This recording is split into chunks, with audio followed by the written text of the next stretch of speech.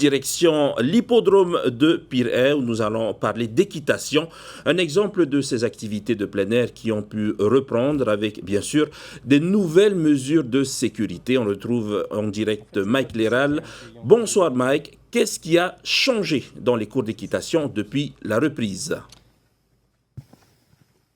Bonsoir Sam, alors vous le savez évidemment les clubs d'équitation comme tous les autres clubs ont connu 6 semaines d'inactivité, mais comme vous le voyez derrière moi, les cours ont repris depuis la semaine dernière déjà et donc les cours peuvent se tenir à présent sauf certains cours collectifs, puisque je vous rappelle que l'équitation, même s'il s'agit de sports en groupe, eh bien ce sont des sports individuels et en plein air. C'est pour ça que nous allons parler ce soir avec Antonin Mianet, qui est le cadre de la Fédération technique polynésienne d'équitation. Bonsoir Antonin. Bonsoir Mike, bienvenue. Alors qu'est-ce qui a changé pour vous dans les cours d'équitation ? Alors déjà j'ai réussi à te mettre à cheval, tu vois, ça c'est une première nouvelle. Alors ce qui a changé, c'est que du coup on fait beaucoup plus attention aux gestes barrières qu'avant le confinement, puisque du coup on est astreint à certaines règles pour que tout se passe bien et on veut être exemplaire, donc du coup on a mis beaucoup de règles en place pour que ça se passe au mieux.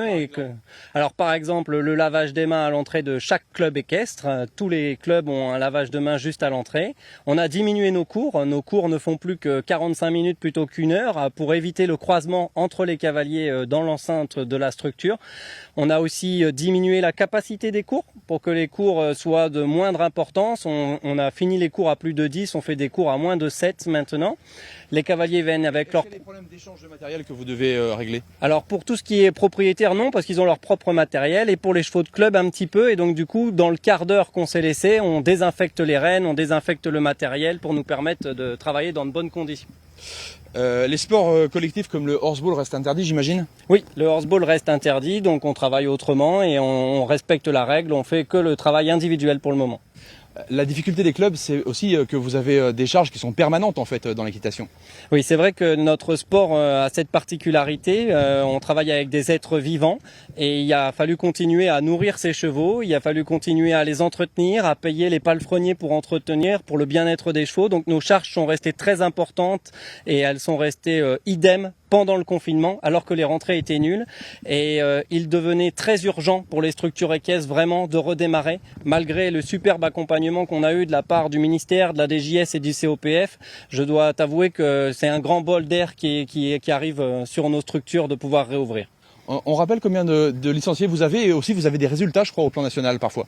Oui, alors c'est une fédération qui compte à peu près 500 licenciés répartis sur 4 clubs, 2 gros sur Pirée, le club équestre et l'éperon, un sur la presqu'île, le ranch de Rovo, et un sur Rayatea, Cadichon-Vallée. Donc on a 4 structures pour 500 licenciés et on a plus de 200 pratiquants en compétition. Et c'est vrai que ça fait 4 ans d'affilée qu'on est champion de France dans notre catégorie et donc du coup on est assez fiers de ça, Mike. Une dernière question qui concerne un petit peu l'avenir de la discipline ici aussi. Il y a des projets sur l'hippodrome de complexes sportifs. Comment est-ce que vous voyez ça ? Oui, c'est vrai, on en entend souvent parler. Je pense que l'activité équestre en général génère beaucoup d'enthousiasme et je suis persuadé qu'il y a une solution à trouver pour que tout le monde puisse vivre sur cet hippodrome et qu'on arrive à le partager correctement et que tout le monde soit satisfait. Merci Antonin Mianet pour toutes ces précisions. Et voilà donc ce qu'on pouvait dire ici sur la reprise de l'équitation. Alors vous le savez, il y a d'autres sports qui ne reprennent pas pour le moment, les sports collectifs par exemple, les sports de contact également. En revanche, sachez quand même qu'il y a certains loisirs qui vont reprendre et notamment au conservatoire qui va rouvrir ses portes cette semaine. Merci beaucoup Mike pour ces explications et merci de prendre des risques encore pour cette Inuit Télévision pour informer notre population.